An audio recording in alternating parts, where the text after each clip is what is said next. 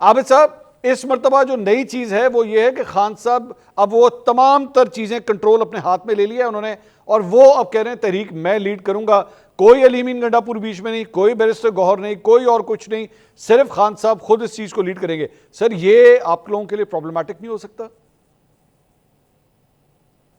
بہت شکریہ منصور بھائی آپ کا۔ دیکھیں کان ادھر سے پکڑیں یا ادھر سے پکڑیں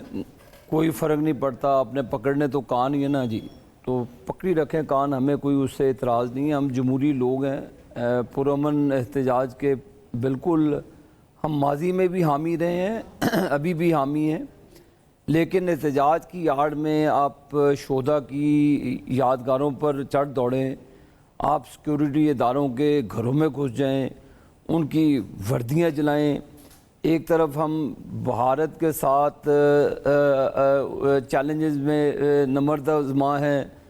اور دوسری طرف اکنامک چیلنجز ہے، اور تیسری طرف پی ٹی آئی کے چیلنجز ہیں جو بالکل انڈیا کے پیرالل کھڑا ہے، باہر سے وہ وار کر رہے ہیں، گھر سے یہ وار کر رہے ہیں اپنی سیکیورٹی فورسز کے خلاف، ان جوانوں کے خلاف، ان شہداء کے خلاف یہ ان کی ٹیم صف آ رہا ہے کہ پاکستان جائے، میرے منہ میں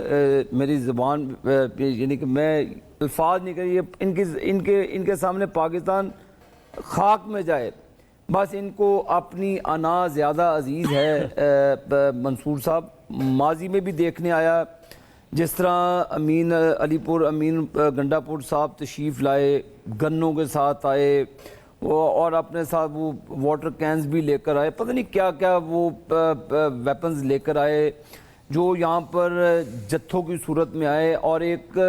لاشوں کا انبار لگانا چاہتے تھے۔ یہ ہے خلاصہ عمران خان کی سیاست کا اور ان کی سیاسی ٹیم کا، اور یہی ان کی پولیٹیکل بصیرت ہے کہ جب پاکستان میں مشکل ٹائم آئے چڑھ دوڑو، جب چین کے صدر آئیں یا کوئی ڈیلیگیشن باہر سے آئے تو پاکستان کو اوپر چڑھ دوڑو۔ نہیں تو اس وقت عابد صاحب دوسری طرف سے بھارت پاکستان پہ چڑھا ہوا ہے، اور اندر سے ان سازشی عناصر نے پھر چڑھ دوڑنے کا ایک اعلامیہ جاری کیا ہے۔ عابد صاحب ایک سوال لے لیں سر، یہ انہوں نے جنگ میں تو سر سپورٹ کیا ہے نا، جنگ میں تو انہوں نے مبارکباد بھی دی ہے، افواج کو سپورٹ بھی کیا ہے، یہ تحریک اگر وہ چلا رہے ہیں تو آپ کی حکومت کے خلاف چلا رہے ہیں، فوج کے خلاف تو نہیں چلا رہے ہیں۔ یہ منصور بھائی یہ ایک ایسی سپورٹ تھی کہ ان کے سوشل میڈیا پہ گالیاں دی جاتی تھی، علیمہ خان کہتی تھی کہ عمران خان کے پاؤں پڑ جائیں، اگر جنگ جیتنی ہے تو یہ تو 2 دن نہیں نکال سکتے تھے۔ ان کے جو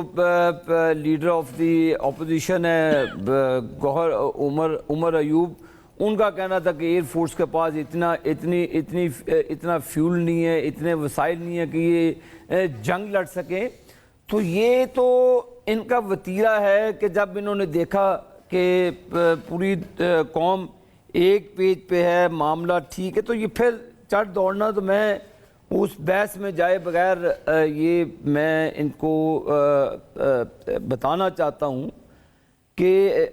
یہ ایک طریقہ کار ہے اپنے احتجاج کرنا، ڈی سی کو دیں، اگر کے پی میں احتجاج کرنے کی ضرورت ہے، گنڈا پور صاحب پشاور میں کیوں نہیں جلسہ کرتے؟